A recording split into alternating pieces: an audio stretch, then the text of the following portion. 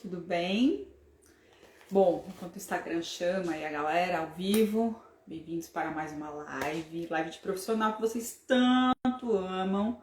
Bom, live de hoje é com a doutora Aline Viana. A doutora Aline, ela é médica, cirurgiã cabeça e pescoço. Nós vamos falar do quê? Do quê? De tumor na parótida, né? Aquele bichinho que vocês gostam tanto de saber.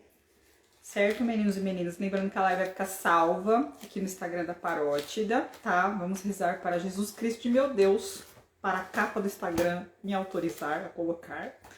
E lá no canal do YouTube. Agora a gente entrou.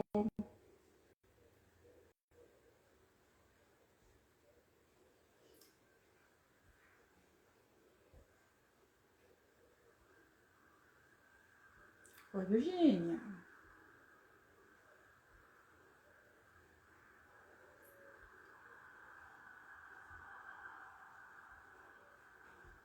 Achei aqui.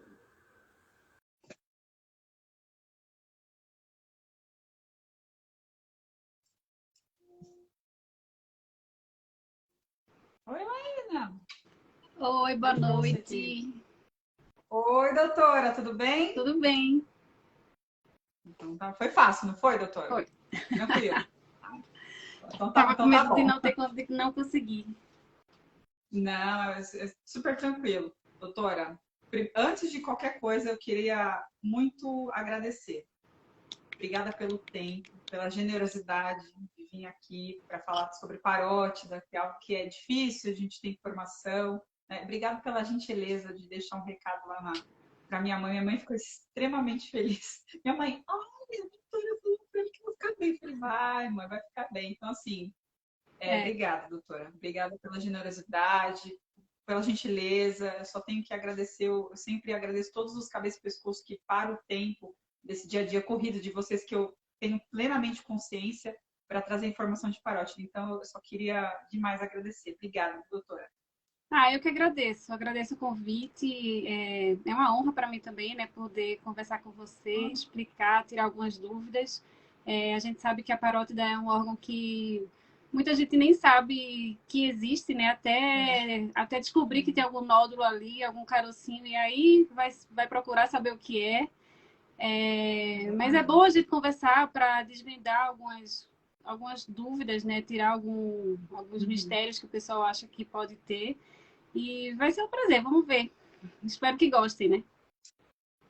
Ah, o pessoal já adorou. O pessoal já estava ali no YouTube, então o pessoal adora, né? Quando eu ponho no YouTube. Doutora, como a senhora é nova aqui na minha plataforma, eu sei que a senhora vai voltar mais vezes, já tô abusando já.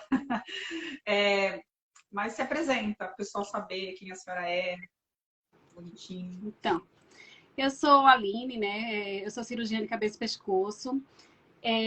Eu sou médica assistente lá do Hospital Heliópolis, no serviço de cabeça e pescoço de lá, tá? Onde tem um serviço de formação de residência, né? Um serviço grande de cabeça e Legal. pescoço. Também trabalho em São Caetano, no serviço de cabeça e pescoço de lá. E trabalho aqui em consultório e nos hospitais daqui de São Paulo, né? Tenho doutorado em oncologia pela Universidade de São Paulo, pela Faculdade de Medicina da Universidade de São Paulo. E é isso. Ah. Ai, doutora, a senhora falou do Heliópolis, eu moro próximo, não moro perto ali, mas moro próximo, que legal. Ali tem realmente um serviço bastante grande ali no Heliópolis de cabeça e pescoço. Tem um serviço É, grande lá. A gente é, recebe muitos pacientes, infelizmente ainda por conta da deficiência do Sistema Único de Saúde, né, os pacientes chegam já às vezes em tumores avançados, não era o que a gente queria, mas a gente tem uma demanda muito grande de tumores de boca, laringe, né, parótida, uhum, tireoide, assim, é um serviço que a gente recebe muita coisa, assim, muito diverso, né? é. E, bom, vamos lá, doutora. Aonde que fica a parótida? Para que ela serve? Qual que é a função da parótida no nosso organismo? Então, vamos começar, né? A parótida, Uhum, ela é uma glândula, né? As glândulas, a gente são estruturas do nosso corpo, né? Que elas têm a função uhum, de produzir e excretar certas substâncias, né? A gente tem as glândulas que uhum, podem ser endócrinas, que são aquelas, por exemplo, como a tireoide, que ela produz um hormônio e que joga dentro da circulação da gente. e as glândulas exócrinas, que elas vão para fora, né? Assim, por exemplo, as glândulas sudoríparas, que é o suor, e a parótida é incluída nessa situação, que são as glândulas salivares, né? Que ela produz a saliva e excreta essa saliva no nosso corpo, né? A parótida, as glândulas salivares, ela é dividida em glândulas salivares maiores e glândulas salivares menores, né? Onde a parótida está inclusa no grupo das glândulas salivares maiores, né? As glândulas salivares menores, ela está desde a cavidade nasal até a laringe, ela é distribuída pela mucosa, né? Para distribuir, jogar a saliva, né? Nessa região, no trato aerodigestório. E as glândulas salivares maiores, que são subdivididas em 3 pares: a parótida, a submandibular e as sublinguais. A parótida, que é a maior delas, que a gente depois, né, que descobre que tem um nódulozinho, vai procurar saber, ela fica aqui na face, né, na frente da orelha, nessa região aqui, é em par, né? Então, a gente tem 2 parótidas, que ela geralmente ela ocupa todo esse espaço, às vezes desce um pouquinho para a região mais alta do pescoço, né? As glândulas submandibulares, elas ficam aqui embaixo da mandíbula, e as sublinguais, um pouquinho mais profundo, elas ficam aqui nessa parte do queixo também. Ela tem a função de produzir e excretar a saliva, né? Que é importante para a gente, não apenas para quando a gente vai comer, que ela facilita para o bolo alimentar, né, que a gente chama, para a gente a deglutição, para a gente facilitar nessa parte da deglutição. Mas a saliva também é importante porque tem substâncias que fazem com que a nossa boca mantenha a nossa boca assim no estado de higiene, né? Evita que certas bactérias, que alguns germes cresçam ali. Ela também tem a enzima que já inicia o processo de digestão, então é importante a saliva por isso, porque você, quando começa a salivação, algumas enzimas já são liberadas e aí já começa o processo de quebra dos nutrientes para facilitar na digestão dos alimentos. Então, é uma glândula que é muito importante para a gente, né? Claro que se eventualmente a gente precisa operar e tirar uma parte dela ou até ela inteira, não vai ter muita repercussão, porque a gente tem as outras, né, que vai ajudar nesse processo, mas ela serve para isso. Ou seja, é possível viver sem uma parótida, doutora? É possível, O pessoal fica preocupado, Vanessa, vou arrancar minha parótida. E aí eu falei, não, calma, não é assim não. Não tem maiores problemas, Doutora, olha, me fizeram uma pergunta. Eu vou já aproveitar que a gente está falando de anatomia, vou fazer essa pergunta já agora. A pessoa me perguntou assim: o que é lobo superficial da parótida? Certo. Então, a parótida ela é dividida em 2 lobos, né? E o que faz essa divisão, desculpa, é o nervo facial, tá? O nervo, ele que, assim, no final, ele que deixa a parótida, tem muita... o encantamento, né, da parótida é mais por conta do nervo facial que passa por dentro dela, tá? Então, por conta da anatomia, essa anatomia caprichosa, ele sai ali do forame estinomastoideu, ele entra na parótida em geral, num tronco único e divide, né, em ramos e que vai fazer a nossa mímica facial. Ele é um nervo motor que vai ser responsável por a gente franzir a testa, fechar os olhos, sorrir. Então, é a partir dele, basicamente, que a gente divide a parótida em lobo superficial e lobo profundo. A maior parte da parótida, ela está superficial ao nervo. Então, quando a gente fala que é a porção superficial, é em relação ao nervo, né? Na maioria das vezes, quando a gente trata, opera a parótida, a gente acaba fazendo a parotidectomia parcial, né? Que é da porção superficial dela. Se eventualmente a gente precisa fazer, quando a gente fala que é um tumor de lobo profundo, a gente sabe que ele está abaixo, né, do nervo facial. É um tumor que está na região um pouquinho mais delicada, que a gente vai ter que expor mais o nervo, né? Mas quando a gente fala isso, em relação ao nervo. É que o bichinho está num lugar bem difícil, né? Quando é um lobo profundo. Exatamente. E doutora, existe algum tipo de... Fora o carocinho, né? Porque eu acho que a primeira coisa que a pessoa nota aí quando a gente desenvolve algum tipo de tumor na parótida é o carocinho.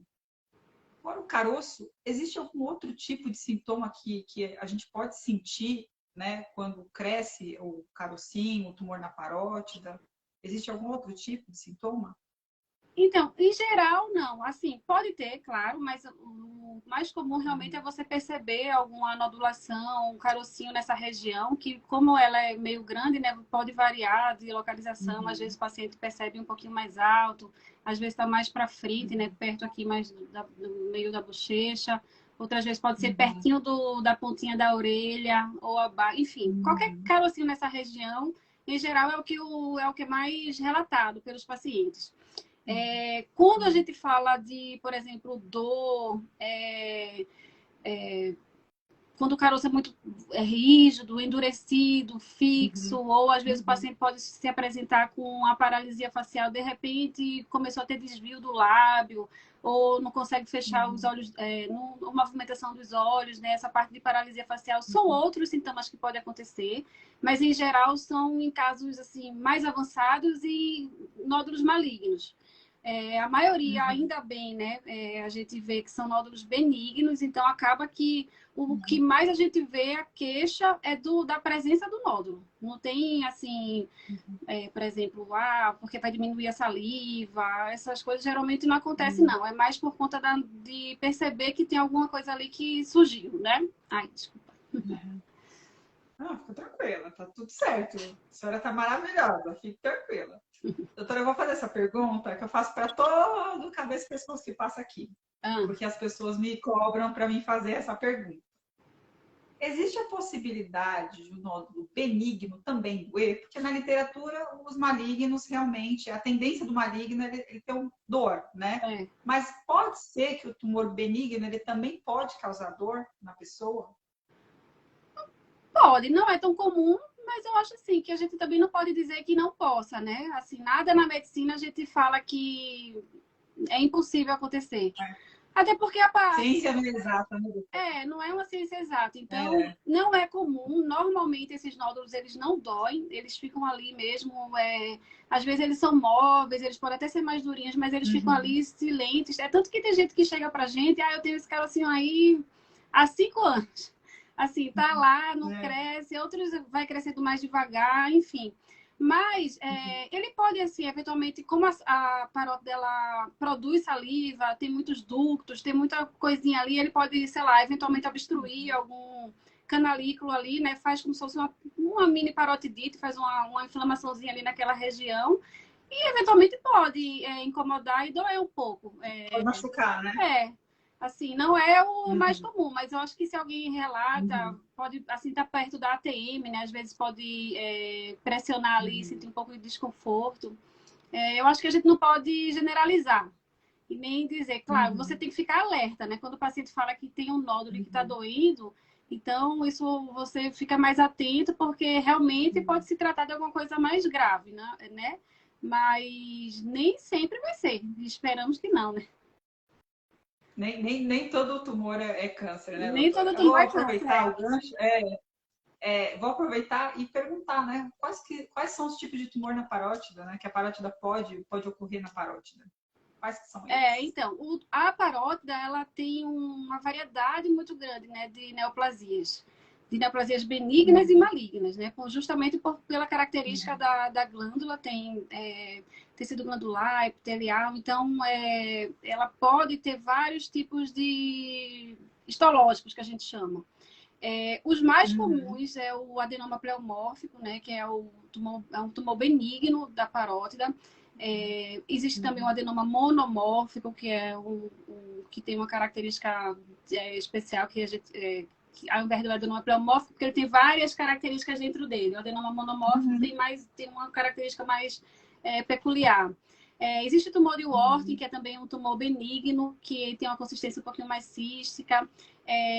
Entre os tumores malignos existe uma variedade também, pode ser carcinoma epidermoide, o adenocarcinoma, o carcinoma mucoepidermoide, né? Então, a parótida ela pode ser sítio de vários tipos histológicos. No final das contas, a gente acaba assim, todo nódulo, independente se é benigno ou maligno, a gente acaba acabando num procedimento cirúrgico, porque é o tratamento, infelizmente não tem, sei lá, nenhum remédio ou nenhuma... Nada que... Não existe uma pílula mágica que dissolve, doutora? Não Um existe chá da uma pílula goiabeira mágica lá, que a que gente tem. dissolva. Então, assim, na verdade, a gente até... isso às vezes é até... Não sei se a gente ia falar isso mais tarde, mas eu vou acabar até falando já agora. Às vezes, quando a gente tem um nódulo que você vai investigar, que você pede uma ultrassonografia, por exemplo, para ver a característica melhor do nódulo, para ver como é que, onde é que ele está, a localização, enfim. Muita gente, às vezes, questiona se vale a pena ou não a gente fazer a punção, né? Porque a punção a gente faz uma ultrassonografia, coleta um pouquinho de material para a gente saber mais ou menos do que se trata, né? Se ele consegue dar um norte para a gente. Tem gente que fala que às vezes não precisa, porque você vai acabar tendo que fazer um tratamento cirúrgico e é como se fosse perder um tempo ali.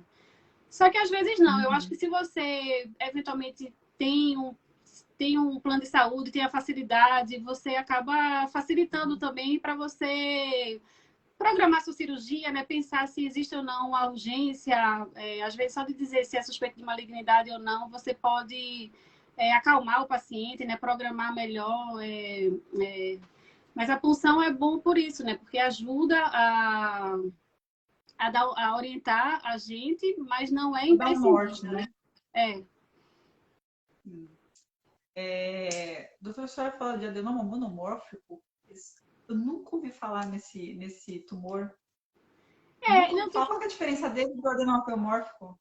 Então, mas são mais características histológicas, né? Que Tá. clinicamente não tem muita diferença, né? Geralmente são tumores sólidos, eles são mais endurecidos, móveis, eles são benignos também, mas característica histopatológica, né? Que aí, infelizmente, eu não vou saber detalhes mesmo de lâmina, acho que um patologista faria essa análise melhor, mas existe sim, é uma característica que é um tipo de tumor que pode haver, né? Mas o Ele é tratamento parecido com é o mesmo. é cirúrgico. O Ele adenoma é parecido com o pleomórfico. adenoma pleomórfico? Então, o adenoma Por pleomórfico, exemplo, o adenoma pleomórfico ele pode virar câncer. Esse também, o o adenoma adenoma monomórfico, também monomórfico em pode? geral, não. Não, o adenoma pleomórfico, ele tem essa característica que ele pode se transformar, geralmente em 5, 10% dos casos, né? Por isso também que a gente acaba, mesmo sendo benigno, é bom a gente operar, principalmente naqueles pacientes que falam que eu tenho ele há bastante tempo, há vários anos, e à medida que os anos passam, né? Isso aí pode aumentar a chance de ter. Então, o adenoma monomórfico em geral não, é mais o pleomórfico mesmo. O adenoma pleomórfico ele tem aquela característica de que ele tem reentrâncias, né, na microscopia. Quando a gente tira um nódulozinho, né, ele não é uma bolinha totalmente... Não sei como explicar isso, mas assim, ele tem umas reentrâncias. Então, é por isso que a gente tem que ter o cuidado de tirar ele e um pouquinho a mais de tecido parotídeo saudável, né? Para evitar que fique algum resquício de tumor, que às vezes quando a gente opera, né, que se trata assim de lesões, você é uma coisa que macroscopicamente você vendo, você não vê nada, mas às vezes tem algum restinho de célula que ficou ali, que se eventualmente fica, isso pode ser um fator de recidiva, né, de fazer com que essa doença volte. Então é muito importante na hora da cirurgia você ter esse cuidado, porque o adenoma pleomórfico ele pode voltar, né? E é chato quando volta, porque está numa região que é delicada, perto de nervo. Você vai Não é só chato, não, doutor, é péssimo. é Não é péssimo. só chato, Ninguém quer, né? Nem o paciente, muito menos o cirurgião, né? Fazer uma reabordagem exatamente. num local que já foi mexido. Aí, assim, tem que ter esse cuidado por conta dessa característica do adenoma pleomórfico. A famosa margem de segurança, né? Tirar o nódulo e tirar as Famosa cordinhas. margem. A gente tira e tira um pouquinho a mais, né, para garantir que saiu toda a cápsula, que não rompeu a cápsula, a estrutura, né, para a gente evitar que esse tumor volte. Doutora, a senhora falou de cápsula. É possível a punção antes da cirurgia, né? A gente faz normalmente a punção. Algumas pessoas fazem a punção aí para saber que tipo de tumor que é. É possível, na punção, romper essa cápsula da parótida, do tumor da parótida? Não, então a agulha é muito fina, né? A gente chama de punção aspirativa por agulha fina. Então esse risco é Uhum, pequeno, geralmente não tem esse problema não. É por isso que a gente não uhum. indica fazer biópsia, tirar um fragmento, né? Por exemplo, abrir, tirar um pedacinho de nada para analisar. Isso Aquela não. corebiópsia, É, a né? core, Aquela o ideal corebiópsia, não, não. porque você é uma agulha mais grossa, né? Que você tira um fragmento Uhum, maior e aí sim pode romper a cápsula. Então a gente só indica essas biópsias de glândulas salivares de fragmento mesmo, ou se o tumor já eventualmente tiver aberto para a pele, né? Que a gente chama de tumor ulcerado, sei lá, uhum, eventualmente cresceu, são tumores malignos em geral. Ele abre uma feridinha uhum, ali e aí já está aberto, você pode tirar. Ou um tumor de cavidade oral, né, de glândula salivar menor, você até pode, uhum, às vezes, retirar um fragmento para analisar, porque, às vezes, uhum, em geral não, assim, na maioria das vezes os tumores de glândula salivar menor, eles são mais frequentemente malignos, então, às vezes, você tirar uma amostra maior para você saber o tipo histológico e programar o tratamento cirúrgico, às vezes tem que, assim, importante, né, fazer. Mas a punção, uhum. como é uma agulhinha fina, não tem esse problema. Aí, tanto na parótida quanto na submandibular, a gente pode fazer para sem esse risco, né, de romper a cápsula e tudo. Uhum. Doutora, descobriu tumor na parótida, sabe que tipo que é, vamos para a cirurgia. Quanto tempo demora uma cirurgia de parótida? É relativo, A né? duração? É, Depende, né? A cirurgia de parótida é uma cirurgia que, é, assim, nem todo mundo gosta. Tem cirurgia de cabeça e pescoço ninguém que gosta. eu gosto, sabia? Eu gosto disso. É uma cirurgia, assim, que Muito delicada. Não, é bem delicada, mas como é que se diz? Sei lá, emocionante não. Você, assim, é uma cirurgia que você vai, você fica naquela expectativa, né, para encontrar um nervo, mas o nervo ele tá sempre ali. Por Uhum. isso que é importante você fazer com um cirurgião especialista, né, que opere parótida, um cirurgião de cabeça e pescoço que goste de operar, né? Porque tem gente que não gosta e aí até encaminha para outro colega, paciência. Uhum. Mas eu acho que a demora maior não da cirurgia é encontrar ou não o nervo, tá? Porque às vezes o paciente tem uma anatomia um pouco mais, sei lá, mais gordinho, então Uhum. você demora para chegar lá, né, na profundidade, encontrar a estrutura, é uma estrutura glandular que tem muito vazio, sangra. Então tem que Uhum. ter paciência, né? Às vezes é uma cirurgia rápida que demora 1 hora, sei lá, outras vezes demora 1 hora e meia, duas, mas não costuma demorar 3 horas, por exemplo. A não ser que, claro, existem tumores e tumores, né? A maioria dos tumores benignos, a gente consegue fazer uma cirurgia de parótida, sei lá, 1 hora e meia, 2 horas a gente faz. Tumores malignos que acaba tendo que fazer ressecções maiores, né? Que tem que incluir, às vezes tem que incluir o nervo, vai ter que tirar, precisar reconstruir. Aí isso é cirurgia para mais tempo. Mas uma cirurgia normal de parótida, ela deve demorar 1 hora e meia, 2 horas. Mas isso depende de cirurgião, né? De cada um, de cada equipe, de como é que Depende de vai. várias coisas, né, doutora? É, Depende do cirurgião, depende do tamanho do e tumor, lembrar depende que de se às ele está vezes. entranhado no nervo facial. Sim, e às vezes lembrar que o paciente às vezes pergunta se tempo cirúrgico, mas tem que pensar que tem todo o tempo do preparo antes e depois, né? Você vai para o centro cirúrgico, fica numa sala de pré-operatório, né? Aí vai o anestesista, prepara você, vai para a sala, é anestesiado.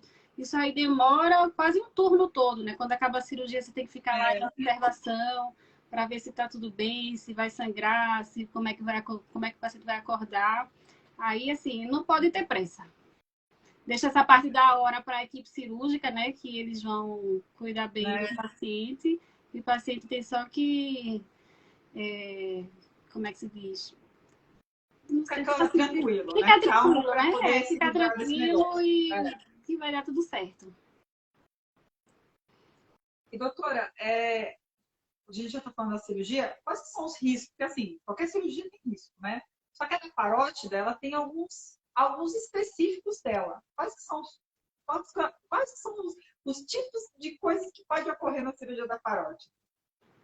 A cirurgia de parótida, ela existe toda cirurgia, que nem você falou, né? Existem riscos que a gente fala inerentes ao procedimento. Então, são riscos que, Sim. por estar ali naquela região, então vai ter um risco específico da parótida, que, por exemplo, a lesão do nervo facial não vai ocorrer nunca com uma cirurgia de tireoide, né? Porque ele está ali pertinho da parótida. Então, existe um risco de lesão do nervo, né? Temporária ou definitiva, a depender de como isso vai acontecer. A gente sempre fala para o paciente, porque como é uma cirurgia que está ali intimamente ligada, né, com o nervo facial, e é uma coisa muito importante para o paciente, porque é onde ele sorria, está no rosto, né? Então ele tem que estar ciente disso. O ramo marginal, principalmente, é o ramo mais fininho, então às vezes você só de manipular ali perto, a gente sempre usa monitor de nervo, né? Hoje em dia, a gente acho que todo cirurgião que faz uma cirurgia de parótida usa a monitorização para deixar registrado até o funcionamento do nervo no final. E se tiver alguma dúvida durante a ressecção, você coloca, né, para saber antes de cortar alguma coisa. Mas esse risco existe mesmo usando o nervo, tá? Às vezes o paciente acorda com um discreto desvio assim no lábio, tá sorrindo, sorri um pouquinho torto, por conta da manipulação, em geral, os nódulos que são mais baixos, né? Isso aí pode demorar, sei lá, uns 15, 20 dias para recuperar. Tem paciente que demora mais, vai depender de como é a recuperação do corpo, do funcionamento do corpo do paciente. Mas a recuperação do nervo é mais longa e demorada do que uma cicatriz de pele, por exemplo. Então, às vezes, não pode ter pressa, né? Tem paciente que tem nódulo mais alto, que às vezes a gente manipula muito, aí fica com dificuldadezinha de fechar o olho. Mas na maioria das vezes isso volta, tá? Recupera bem, um mês, sei lá, já tá voltando. De ficar com paralisia definitiva, em geral são os nódulos malignos, né? Que eles têm um caráter mais infiltrativo. Então, às vezes, ele está mais aderido ali ao nervo. E, assim, em se tratando de câncer, você não pode ter pena, né? Você tem que tirar ali todas as estruturas, porque tá tratando da vida do paciente. Então, às vezes, é melhor você, infelizmente, ficar com a paralisia facial de alguma parte do rosto, mas, em compensação, tirar aquele tumor, né? Que vai causar dano se a gente eventualmente não tirar, né? Se deixar metade, deixar uma parte lá, isso aí não vai servir de nada. Então, a paralisia ou a paresia do nervo eu acho que é o mais importante, o mais impactante. Existem fístula salivar, né, que é uma complicação que pode acontecer também, porque a gente nas cirurgias parciais, a gente abre a parótida, né? Você entra dentro dela para dissecar aquelas estruturas que estão por cima do nervo e, eventualmente, algum ductozinho, alguma coisa pode ficar aberta e ali pode acumular saliva, né? Faz como se fosse uma bolsinha de saliva e como a cicatriz, ela foi aberta, né? Fez uma incisão, então ela encontra um caminho e acaba tendo um vazamento de saliva.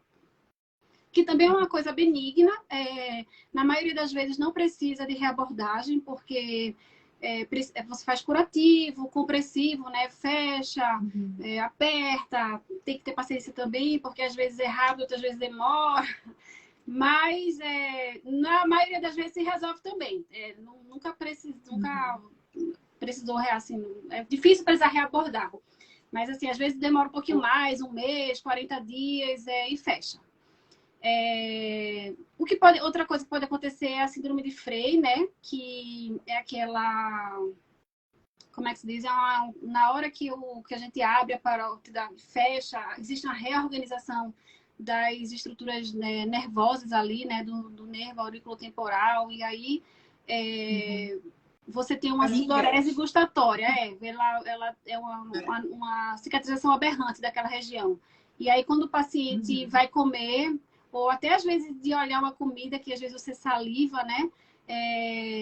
A região aqui da operada fica hiperemiada, né? Avermelhada, pode ter saída de secreção, salivação mesmo, né? Que é outra coisa que, assim, até teria, em último caso, você reabordar cirurgicamente, colocar um enxerto muscular ou de gordura para cobrir a área. Mas o que a gente vê é que a maioria dos pacientes, eles não se queixam tanto, né? Aprendem meio que a conviver com aquilo. Tem gente que faz aplicação de Botox, porque ele impede ali, né, que aconteça essa sudorese gustatória. É temporário, então nem todo mundo gosta de fazer, porque tem que ficar reaplicando quando acaba o efeito, né, da medicação. Tem paciente que a gente orienta a usar desodorante, né? Não sei se em bastão você coloca aqui e aí é como se fosse desodorante mesmo, né? Quando você vai ter o estímulo, ele bloqueia ali aquela região e fica tudo bem. São assim, pode acontecer, não é tão frequente, mas também não é tão raro. A gente que acaba operando parótida, você de vez em quando vê o paciente que tem isso. Mas também não, eu acho que não é nada que como é que se diz, prejudique muito a vida, né, o paciente. Nada que a gente não se adapte, doutora. Eu tenho Eu acho que uma dá pra... síndrome de Frey, eu tenho uma maravilhosa que jorra horrores. E eu assim, vi que não me você incomoda em fala. absolutamente nada. Não me Eu incomoda acho em que no nada. início deve ser chato, né? Talvez porque é novidade, você Sim. aprender a conviver com aquilo, talvez mais pelos outros, né? Porque as pessoas ficam perguntando, por que tá assim, não sei o quê. Mas que Nossa, você você levou um soco, fica vermelho, né? Que, fica nossa, alguém te vermelho. bateu. Sim, Mas é tranquilo. Tranquilo. é. Doutora, eu vou aproveitar que a senhora está falando das complicações da cirurgia e vou fazer uma pergunta que eu sempre faço para todo cirurgião que passa aqui. Aquela aguinha, ela é serol ou é saliva? Então, a aguinha, ela pode... Assim, ela pode ser seroma, porque toda a cirurgia, quando a gente faz, a gente exterioriza, né? Expõe as estruturas ali. A gente acaba fazendo, assim, os tecidos na sua organização, eles liberam um líquidozinho que a gente chama de seroma, tá? É por isso que, às vezes, assim, eu gosto de sempre deixar um dreno após a cirurgia de parótida, justamente por conta de não acumular líquido ali naquela região e acumular no dreno. Então, a gente deixa aquele dreno, vai depender como é que se diz, da quantidade, né, que vai drenar para você tirar. Às vezes fica pouco tempo, às vezes você deixa um pouquinho mais de dias. À medida que isso vai diminuindo, você tira ou não esse dreno. Isso aí, esse líquido citrino, que é um líquidozinho que no começo é mais avermelhado, depois vai clareando, a gente chama de seroma, tá? Pra gente dizer que é fístula, que é saliva, tem que ter saliva ali. Geralmente é uma secreção mais grossa, né? Ela é viscosa. E a gente tem até como medir, né, a amilase para ver se tem ali na região, mas você percebe, né, ela tem uma espuminha, como se fosse uma saliva mesmo. Então, se é só um líquidozinho claro, liso, né, sem maiores sem grumos nem nada, a gente chama de seroma. Geralmente esse seroma pode se dar logo no início, né, porque manipulou ali, então fica acumulado aquela secreção. E a fístula, ela, geralmente, quando aparece, é um pouquinho mais na frente, geralmente mais no fim sei lá, uns 5, 7 dias, aí começa aquela salivinha meio, você percebe, né, meio viscoso. Não, não tem como não perceber, doutora. Porque E você aí é vai bem comendo e vai diferente. vazando. É bem diferente do seroma. A consistência mesmo você vê, né? Sempre, o seroma, a primeira coisa que a pessoa percebe é porque ela vai pôr na boca, já começa. Sim, A cachoeirinha. Que mais? E doutora, depois da cirurgia, quanto tempo assim? Eu sei que depende muito de cada organismo enfim, das suas questões, mas quanto tempo normalmente a gente pode voltar à nossa vida normal depois da cirurgia? Então, eu geralmente oriento assim, a cirurgia de parótida ela tem uma recuperação boa, né? Geralmente as cirurgias da região de cabeça e pescoço não doem muito, não incomodam muito. Mas eu peço eu dou peço para liberar uns 15 dias, até para você se recuperar, a cicatriz ficar bonitinha, né? Fechar direito. Exercícios físicos intensos, você fazer atividade mesmo, de pegar peso. Isso eu peço 30 dias, tá? Tem gente que fala um pouquinho mais, um pouquinho menos, mas eu acho que 30 dias, porque é uma região muito vascularizada, pode sangrar, né? Pode inchar. Então, para você voltar, se você faz musculação, natação, essas coisas, você se programar para um mês, né? E voltar ao trabalho, às atividades normais, eu acho que uns 15 dias. A mesma coisa de dirigir. Eu também peço para não dirigir nessas primeiras 2 semanas, para evitar, porque às vezes até você fica meio com medo e não quer virar o pescoço nem nada e acaba causando um acidente, né? Sei lá. Para evitar certas coisas é melhor ficar uns 15 dias de recuperação e exercícios 30 dias. Apesar de que, assim, muita gente fica com aquela posição, né, de que vai abrir o ponto. Eu sempre falo que pode comer normal, né, pode mexer o pescoço normal, que não vai abrir, né, a gente dá aquele pontinho fechado, a gente a gente faz o ponto intradérmico, né, às vezes coloca aquela cola de curativo, né, cola cirúrgica, até o dreno é fixado com ponto, então ele não vai, de você se movimentar, ele não vai soltar. É mais para evitar esforço mesmo, né? Aquele faxinão pesado, depois de Não, sete aí um dias, mês. pode? O pessoal faz. O pessoal faz. Que eu já tô falando que o pessoal faz. O pessoal arrasta móvel. Enfim. Não, Pode, e aí doutor? às vezes a Aí gente dá depois vai bronca no paciente, que eu nem gosto de dizer que a recuperação é boa, tá? Porque aí o paciente vê que é boa mesmo e aí deixa pra lá. Vou fazer aqui exagerar abusam, né? e de repente volta com o pescoço inchado e não sabe o que foi que aconteceu. Aí não pode, né? Tem que seguir a recomendação Não pode, direitinho né? para evitar certas coisas. Eu acho que você está cuidando da sua saúde, né? Então tem que, pelo menos, a gente sabe que o dia da gente é corrido, que a gente não pode parar, mas pelo menos nesse momento tem que se cuidar para evitar. Assim, às vezes você quer fazer um negócio e acaba piorando, né? Acaba desenvolvendo Tem que ter alguma. paciência no pós-operatório, né? Tem Tem que que ter ter paciência. paciência, separa umas séries para assistir, fica ali de molho, aproveitar. Exatamente. Né? Aproveitar esse tempinho para poder descansar, Aí né? O pede para corpo, né? alguém Porque ele fazer a faxina precisa. por você, fazer lavar a roupa, ajeitar a casa, ficar pelo menos nesse Exatamente. tempo relaxando. E a senhora falou vou aproveitar que está falando de cicatriz, né?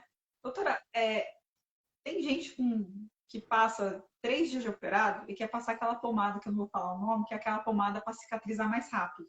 Sim. Isso pode, doutora? Então, eu não oriento passar assim tão rápido, né? Eu gosto nas cicatrizes do rosto, do pescoço em geral, eu gosto de deixar coberto. A gente sempre faz um curativo na sala de cirurgia, que é um curativo estéreo, né? Ele fica fechadinho, então eu peço para o paciente nem mexer, deixar cair por ele mesmo. Às vezes ele fica, sei lá, o paciente volta comigo uma semana, o curativo ainda está ali. A cicatriz de parota, principalmente, ela é muito discreta. Você quase não percebe assim a cicatriz, né? É muito aqui rente a orelha, às vezes desce. Então, eu gosto de deixar fechadinho com curativo mesmo. Eu falo, ó, quando cair, aí você compra um micropore, compra alguma coisa e deixa sempre coberto. Depois de um mês, eu gosto de deixar coberto 30 dias. Depois de um mês, eu oriento passar protetor solar de manhã, porque o sol é que deixa a cicatriz escura, que às vezes pode deixar a cicatriz mais grossa. Então, o cuidado com o sol, né? Proteger mesmo do sol. Principalmente homem, porque mulher ainda tem o cabelo, aí pode botar assim na frente, mas homem que tem o cabelinho curto, aí fica mais exposto. Aí, à noite, se a cicatriz estiver grossa, se o paciente tiver uma tendência a formar queloide, uma cicatriz hipertrófica, aí eu oriento passar mais à noite, né? Essas pomadinhas que elas afinam, né? Elas ajudam no processo de cicatrização.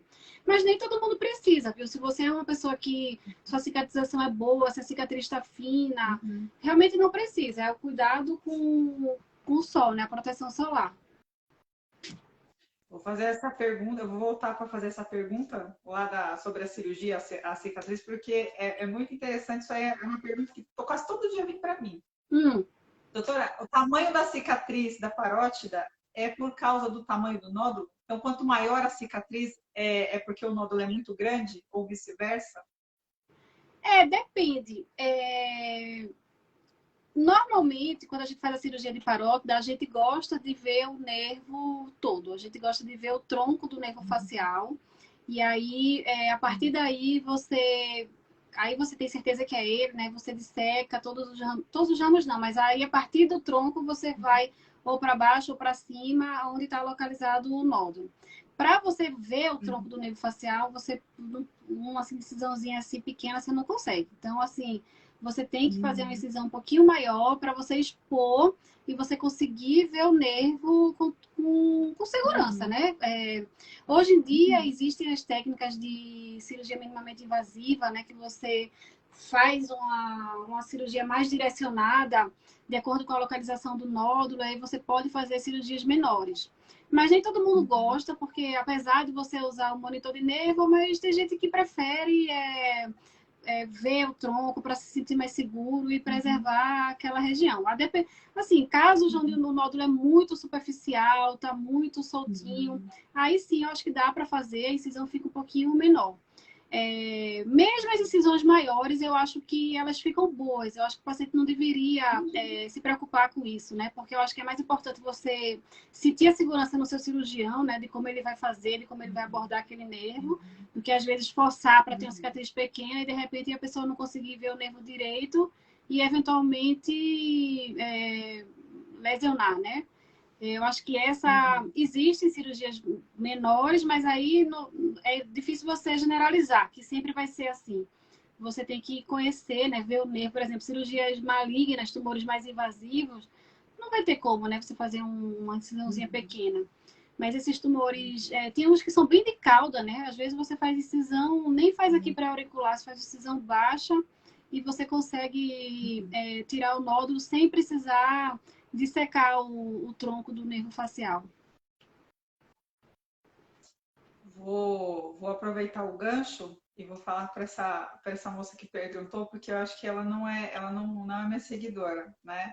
E assim, não tem como você fazer uma cicatrizinha pequenininha de parótida, porque tem que mostrar todo o nervo facial, né, doutora? Porque eu não entendi. Ela perguntou que eu não tô... Eu acho que ela perguntou porque o tumor dela deve ser pequeno e ela quer uma cicatriz minúscula. Isso não.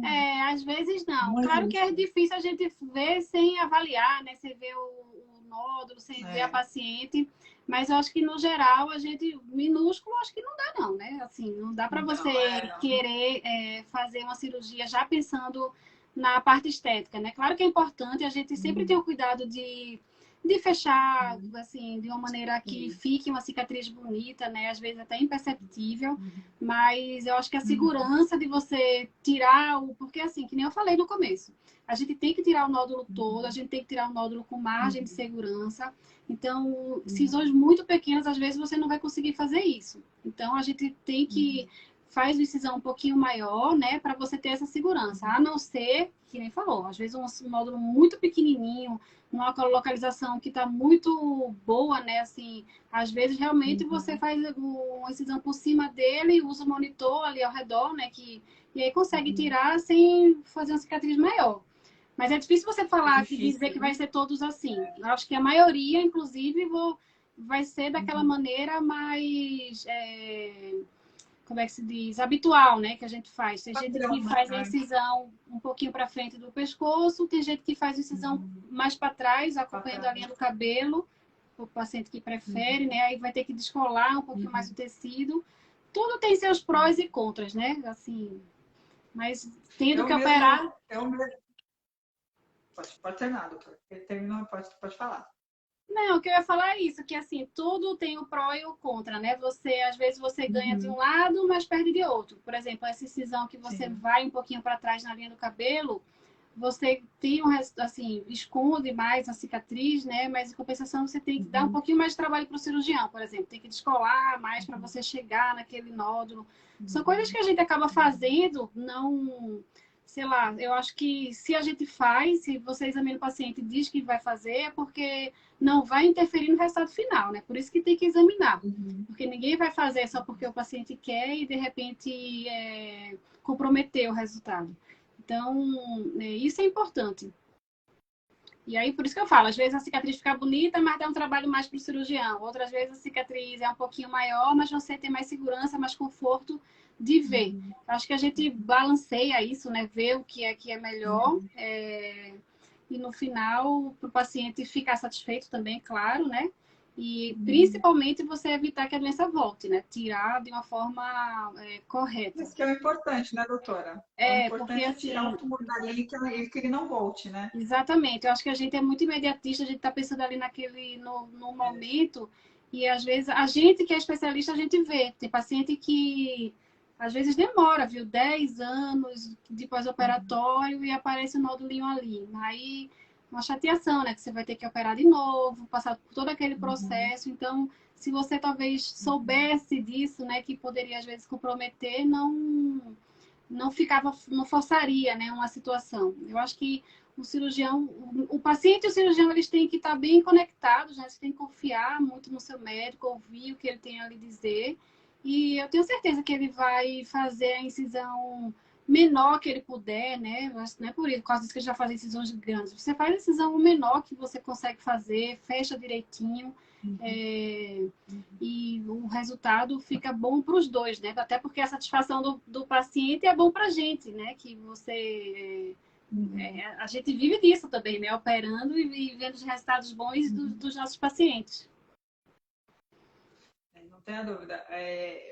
Ao longo de todos esses anos que eu faço esse negócio da parote, desse trabalho, a maioria das cirurgias, das cicatrizes que eu vejo é essa cicatriz que eu tenho, né? Eu acho que eu só vi, acho que 2, 3 pessoas que tinham mas é que era bem atípico, não tinha, tava bem superficial, assim, é bem fora da curva. O resto, a maioria é A aquela cicatriz grande padrão. maioria, a maioria, sei lá, 90% das cirurgias a gente faz com essa incisão tradicional mesmo, que é aqui pré-auricular, desce um pouquinho para o pescoço.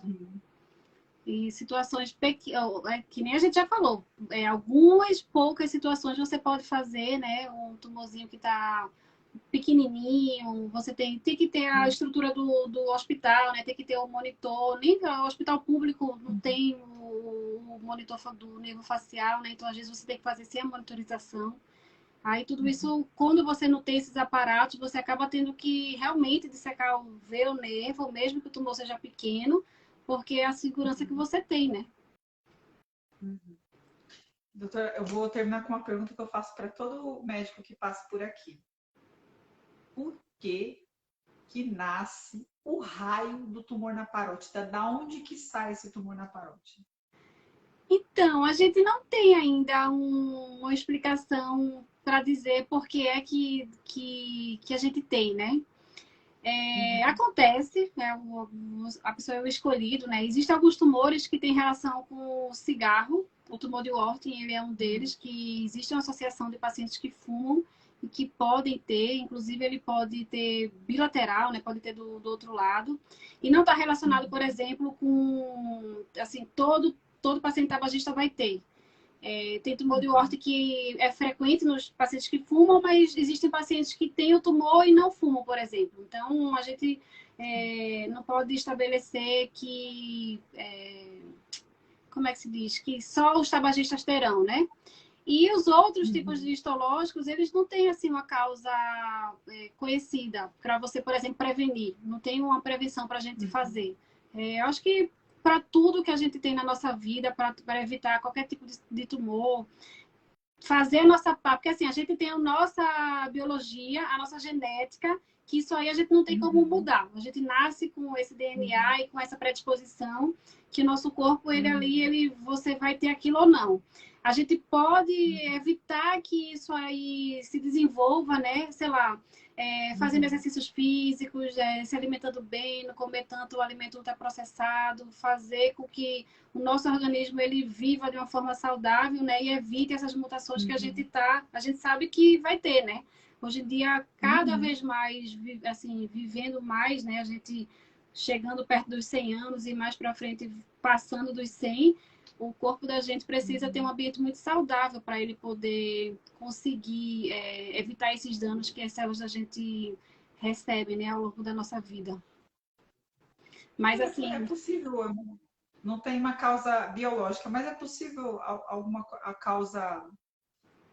doença emocional causar tumor na parótida? É possível isso?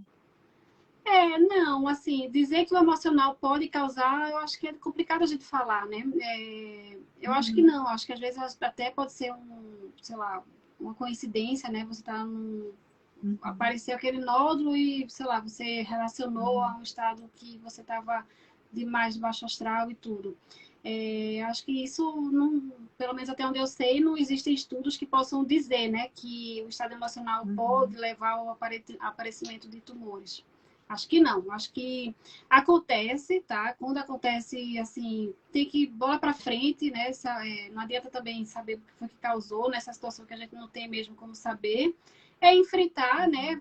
Investigar, passar pelo procedimento e tirar, resolver aquilo, né, o quanto antes para evitar piores complicações. Eu acho que quando a gente encontra um nódulo, muito paciente, a gente vê que chega com um nódulo um pouquinho maior porque tem medo de ir atrás, né? Ah, eu tenho medo, sei lá, de ser maligno, eu tenho medo do que vai ser, ouve falar um monte de história e demora para chegar.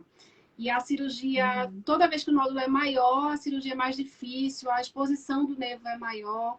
Então, eu acho que se tem que passar com o especialista para ouvir, né, os esclarecimentos, ver e tentar resolver logo, né? Melhor. Doutora, eu só tenho que agradecer.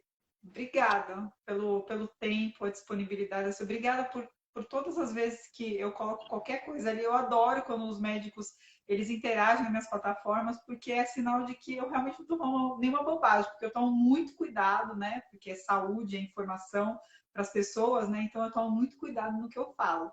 Então eu sempre fico muito agradecida quando os médicos eles ficam ali me olhando, né? Fala, não, Vanessa, ó, é assim, não, isso aqui pode falar de outra forma, enfim. Então, e a senhora é muito ativa nas minhas plataformas, né?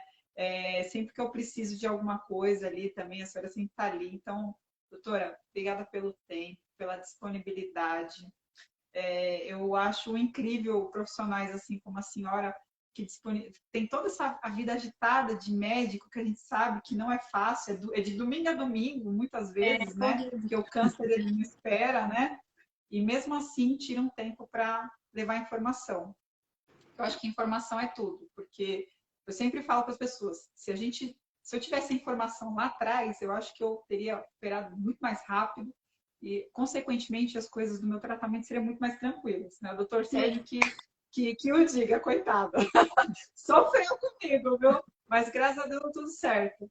Então, assim, obrigada, doutora. Obrigada de verdade por parar esse tempo aqui para trazer informação. Obrigada mesmo. Ah, eu que agradeço, eu acho assim, eu queria parabenizar você, né? Eu acho que esses perfis, a internet hoje em dia que a gente até fica angustiado com tanta besteira que coloca aí nesse. É como se fosse uma terra de ninguém mesmo, que a pessoa bota o que quer, faz o que quer, não tem nenhuma, sei lá, nenhum policiamento, né? Ninguém vai atrás. Então, um perfil como o seu que esclarece, né? Que tem a função de orientar os pacientes, de tirar as dúvidas, mesmo você já tendo passado por isso, mas você continua fazendo, né? Porque gosta, porque entende que uma pessoa vai ser beneficiada com essas informações. Então, parabéns, né? É por isso que tanta gente lhe segue, né? Tantos médicos, especialistas acabam acompanhando, porque sabe que você faz um trabalho bem feito. Eu queria agradecer muito, eu peço desculpas às perguntas, porque eu acabo que fico olhando aqui, eu não consegui ler, mas se tiver alguma coisa que passou batido, pode me mandar por direct, pelo meu Instagram, que eu respondo com o maior prazer. E deixo à disposição. Se faltou alguma coisa que eu respondi, me perguntem que eu respondo. De vez em quando eu coloco aquelas caixinhas de pergunta no Instagram, né? E se precisar de outra live, alguma coisa, estou aqui disponível. É corrido às vezes, mas a gente dá um jeito. Eu já quero. A gente já pode marcar outra. Sim. Brincando, doutora, mas olha, eu quero a de tireoide. De tireoide, o pessoal tem me procurado para. A tireoide as dúvidas que não acabam nunca, né? Não, às vezes o pessoal vem com parotidite por conta de Do iodoterapia. iodo. Exatamente, até isso eu tive que aprender um pouco para tentar direcionar. Falei, não, gente, olha, Sim. porque o pessoal vem com bastante parotidite por conta de iodoterapia. Tem pessoas também que acham que teve da tireoide tem a da parótida, enfim, é uma. Gente com um monte de dúvida que eu falo nessa internet. Tem muito tema para ser debatido. A gente pode combinar aí. O que o pessoal for pedindo, a gente vai fazendo. Certo? Tá, doutora, obrigada. Obrigada, um beijo para a senhora. Boa noite. Manda um beijo para o doutor Sérgio. Eu acho a gente operou uma parótida hoje, coincidentemente. É mesmo? Sim. Eu acho que o doutor Sérgio nem... Fala para ele que eu fico muito feliz de não vê-lo. Não, eu queria vê-lo em outra situação que não fosse de saúde. Sim. Mas eu fico muito contente de não vê-lo. Vou mandar, sim, pode deixar. Mas eu vou me encontrar de novo com ele. É um médico muito querido que cuidou muito. Eu tive muita sorte, porque como eu não entendia nada, eu marquei o primeiro médico que veio e graças a Deus Ele é um muito profissional bom. como ele, que Sim. ele é bem bacana. Sim. Obrigada, viu, doutora? Obrigada muito de obrigada verdade. também. Um beijo, boa noite. Gente, beijo, boa noite para vocês, galera. Lembrando, gente, bonitinha, que a live vai ficar salva, tá? Não esqueça de comentar, compartilhar, fazer todas aquelas coisas que sempre faz para vocês fazerem, porque é importante para o Instagram e para o YouTube, lá no YouTube também, jogar informação para frente. Certo, gente? Beijo para vocês. Tchau.